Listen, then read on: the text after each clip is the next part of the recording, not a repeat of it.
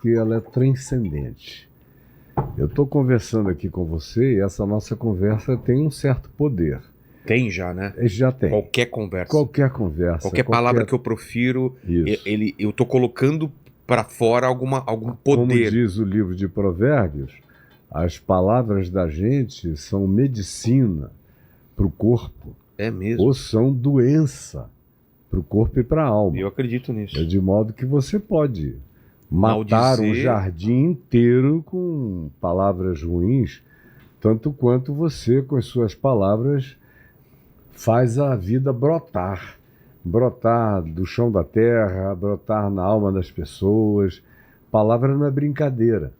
E eu vejo as pessoas proliferando palavras em todas as direções, sem a menor consciência do significado nefasto ou maravilhoso do significado das palavras. É tão forte que Jesus disse que de toda palavra frívola que sair da boca do ser humano, dessa palavra a gente presta contas no dia do juízo. Poxa. O apóstolo Tiago, irmão de Jesus, no capítulo 3 da epístola dele, diz algo dessa natureza. Diz que não há nada mais letal na realidade humana do que a língua. E ele não está falando do órgãozinho batendo entre os dentes. Do que sai. Do que, como simbolização do que ela verbaliza e expressa. Por que é tão poderoso assim? Porque também tem o verbo, né? O verbo. Eu sou o verbo. Deus criou tudo pela palavra. A palavra não é só a vocalização. Ela é também, antes de ser a vocalização, é o meu pensamento. Exato, ela é a transformação do que eu estou aqui pensando. É a minha intenção. Ela apenas expressa o meu espírito. É por isso também que o apóstolo Paulo diz aos Efésios, longe de vós toda gritaria e palavra torpe.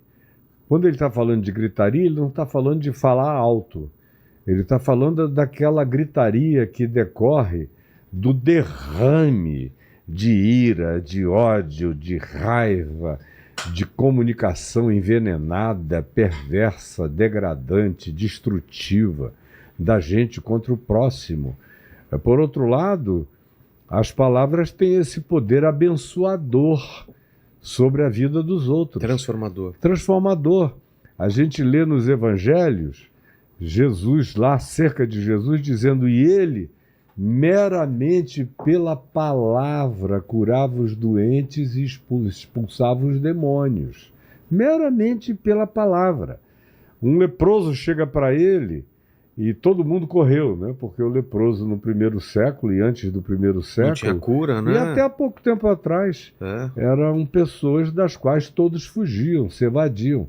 E era contagioso. E naqueles dias de Jesus, além do contágio, que ninguém sabia explicar a razão cientificamente falando, ele era considerado um ente amaldiçoado. Então, quando o leproso chegou e todo mundo correu, Jesus se aproximou e ele falou de longe, Senhor, se tu quiseres, tu podes purificar-me. Aí Jesus não se satisfez com isso. O texto de Lucas diz que Jesus foi e patolou a mão no meio das chagas do cara, no meio do peito, cheio de pus e de ferida, e falou, tocando, eu quero, fica limpo. E o homem ficou purificado na mesma hora.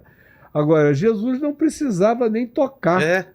Lá em Marcos 6, quando ele foi a Nazaré, a cidade onde ele foi criado, se diz que ele ficou admirado da incredulidade deles, porque ele mesmo, Jesus, disse que ninguém é profeta na sua própria terra, nem entre os da sua própria casa, que são os que mais descreem de você, são os mais familiarizados com você, que dizem, supostamente a gente cresceu junto, por que ele está dotado de uma coisa diferente de mim?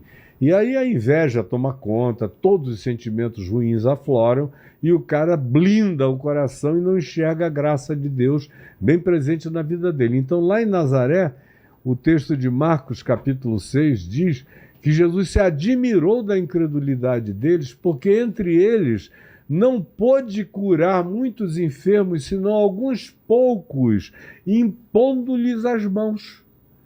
Ou seja, teve que fazer uma transferência de poder corpo a corpo, mão, cabeça, vazar aquilo ali.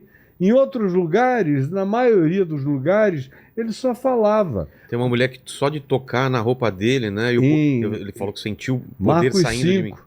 Não é? Ele está cercado de gente pegando nele para todo lado, em Cafarnaum. E de repente ele para e diz: quem me tocou? Aí Pedro disse: o que é isso? Todo mundo está pegando em ti. Aí ele disse: não, alguém me tocou diferente, todo mundo está me apalpando. Mas tem uma pessoa que me pegou com outra intenção, porque eu senti que de mim saiu poder. Nossa, é maravilhoso, né? Ou como aquele centurião romano. Que a intenção romano dela fez a diferença entre as outras intenções de quem estava tocando. Porque ela sofria de menstruação crônica. E o que era uma coisa abominável para a tipo, mulher daquela época. O que é isso? Ela não conseguia parar. O fluxo era constante? Ah, tá. Era um fluxo hemorrágico intermitente, absolutamente Ela constante. acaba morrendo disso. Ela talvez. já estava há 12 anos sangrando. Nossa. Ela ter sobrevivido aquilo tudo já era um milagre. E ela tinha gasto todos os bens dela com os médicos, não tinha mais nada. E ela disse: se eu ao menos vier por trás, escondida, para ninguém ver, porque era uma vergonha. E ela não podia nem se aproximar dos outros, porque senão ela estava violando a lei de Moisés. Como impura? Como impura. E era uma violadora da lei de Moisés se ela tocasse em alguém. Se alguém tocasse nela, já tinha que se purificar completamente. Se ela tocasse alguém, era uma má intenção perversa. E ela sabia que Jesus podia curá-la, mas não tinha nem coragem de vir pela frente, nem ousava fazer esse pedido. Então ela rastejou por trás, tremulamente, e pegou na ponta, na orla das vestes. E aí aconteceu essa maravilha. E Jesus vira-se para ela e diz: ó mulher, vai-te, a tua fé te curou, vai-te em paz. E a gente vê, por exemplo, aquele centurião romano, que vieram todos e disseram: olha, esse cara é bom, ele é centurião romano e tal, está aqui entre nós, mas é um cara do bem. E ele tem um pedido a fazer, se tu puderes atender, atendas. E ele disse: é o meu servo que está doente na minha casa. Aí Jesus diz: eu irei curá-lo. Se dispõe a ir até a casa do cara. Aí o cara diz: não. Tu não precisas vir à minha casa, eu não sou digno de que tu entres na minha casa. Mas manda uma palavra. Poxa. Porque se tu disseres uma palavra, eu conheço o significado das palavras, porque eu sou um homem que lida com a autoridade de palavras. Quando o meu superior me diz: faze isto, eu faço. Quando aqueles que são meus subalternos ouvem me dizer: façam isto, eles cumprem. Então, a partir da hierarquia militar, eu aprendi o significado do peso e da responsabilidade para com as palavras. Basta que tu digas uma palavra aqui e o meu servo ficará curado lá.